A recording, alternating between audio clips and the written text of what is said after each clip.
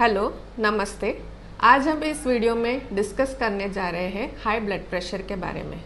High blood pressure को medical language में hypertension कहते हैं। अब हाई ब्लड प्रेशर जानने के लिए पहले जानना ज़रूरी है कि ब्लड प्रेशर क्या है। हमारे पूरे शरीर में कई रक्तनलिकाएं या फिर ब्लड वेसल्स होती है जो हमारा ब्लड हार्ट से दूसरे ऑर्गन्स को सप्लाई करती है। इनमें जो ब्लड मौजूद होता है और जो प्रेशर ये ब्लड इनके दीवारों पे एग्जर्ट करता है, इसको ब्लड प्रेशर कहते हैं। अब इसका नॉर्मल रेंज क्या होता है? नॉर्मल रेंज है 140/90 से नीचे।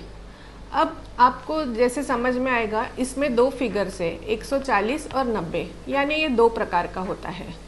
एक होता है सिस्टोलिक, जिसको हम कॉमनली ऊपर का ब्लड प्रेशर कहते हैं, और एक होता है डायस्टोलिक, जो नीचे का ब्लड प्रेशर होता है।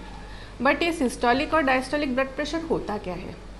सिस्टोलिक ब्लड प्रेशर वो होता है जब हमारा हार्ट पंप करता है, उस समय जो ब्लड वेसल में प्रेशर मौजूद है उसको हम सिस्टोलिक ब्लड प्रेशर कहते हैं, जो नॉर्मली 140 के नीचे होता है।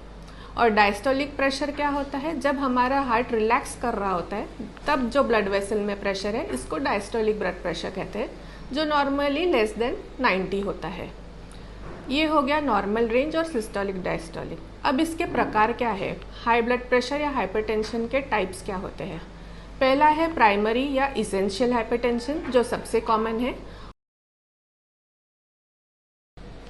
अब डिस्कस करते हैं प्रिवेंशन के बारे में।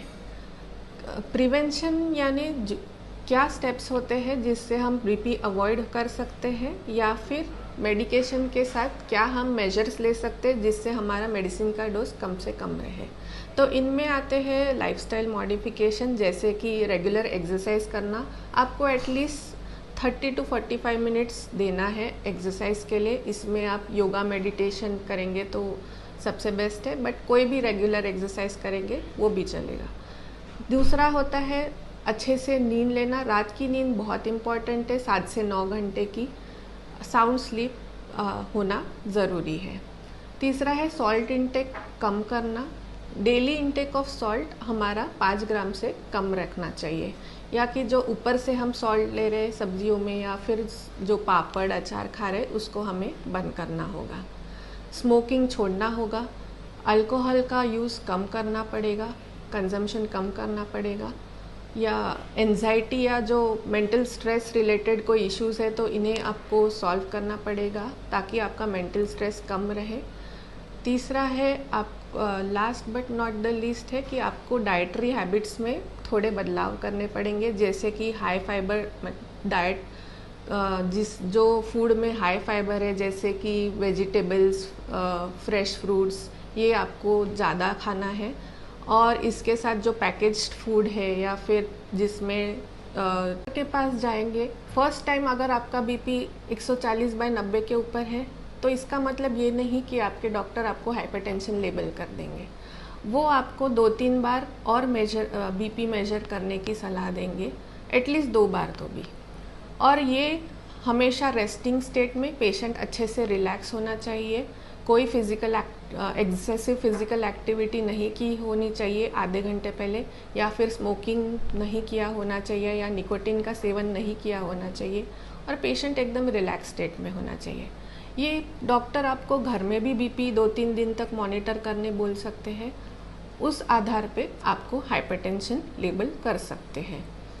अब इसमें आपको क्या जांच बोलेंगे आपके डॉक्टर, ये आपके एग्जामिनेशन पे डिपेंड करके बताएंगे आपको आगे के जांच। तो इसमें क्या आ जाते हैं, ईसीजी, 2D को, जो हार्ट का कंडीशन पता करने के लिए। कुछ ब्लड टेस्ट बता सकते हैं जिनमें आते हैं कोलेस्ट्रॉल, किडनी का फंक्शन, थायराइड फंक्शन इत्यादि। और एक एम्बुलेटरी बीपी मॉनिटरिंग करके टेस्ट होता है, जिसमें पेशेंट को एक मशीन फिट की जाती है ऊपर से, एंड वो 24 आवर्स का बीपी रिकॉर्ड उसमें हो जाता है। और फिर एवरेज रिकॉर्ड देख के डॉक्टर आपको हाइपरटेंशन है या नहीं है ये बता सकते हैं। अब आते हैं ट्रीटमेंट के पार्ट पे। अभी आज के डेट में मार्केट में काफ़ी सारे मेडिसिन अवेलेबल है बीपी के लिए, मेंटल स्ट्रेस कम रहे। तीसरा है आप last but not the least है कि आपको डाइटरी हैबिट्स में थोड़े बदलाव करने पड़ेंगे, जैसे कि हाई फाइबर डाइट, जो फूड में हाई फाइबर है जैसे कि वेजिटेबल्स, फ्रेश फ्रूट्स, ये आपको ज़्यादा खाना है। और इसके साथ जो पैकेज्ड फूड है या फिर जिसमें ट्रांस फैट या सैचुरेटेड फैट ज़्यादा है, वो सब आपको बंद करना है या कम करना है। इतने हम प्रिकॉशन लेना है। और एक लास्ट पॉइंट, क्या हम इनका एक बार अगर बीपी डायग्नोस हो गया है तो क्या हमें ये मेडिसिन लाइफ लॉन्ग लेना पड़ेगा? ये काफ़ी पेशेंट्स का क्वेरी रहता है। तो हाँ, मोस्टली 99% हमेशा बीपी का मेडिसिन कंटिन्यू करना पड़ता है लाइफ लॉन्ग। बट हाँ, इसका डोज कम ज़्यादा हो सकता है। हमारा टारगेट होना चाहिए कि कम से कम डोज रहे। और अगर कोई सेकेंडरी कॉजेज़ के वजह से हाइपरटेंशन है तो ये ट्रीट भी हो सकता है या फिर पूरी तरीके से चला भी जा सकता है अगर हम उस कॉज को करेक्ट करें। जैसे कि कोई थायराइड डिसऑर्डर्स है, न्यूरो एंडोक्राइन डिसऑर्डर्स, इनको हम करेक्ट कर दें तो शायद बीपी का मेडिसिन बंद भी हो सकता है।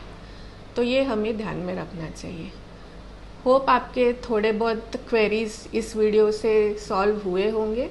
अगर इसके अलावा भी कुछ है तो आप ज़रूर हमें कांटेक्ट करें। GHS कोटबागी हॉस्पिटल, औंध में। धन्यवाद।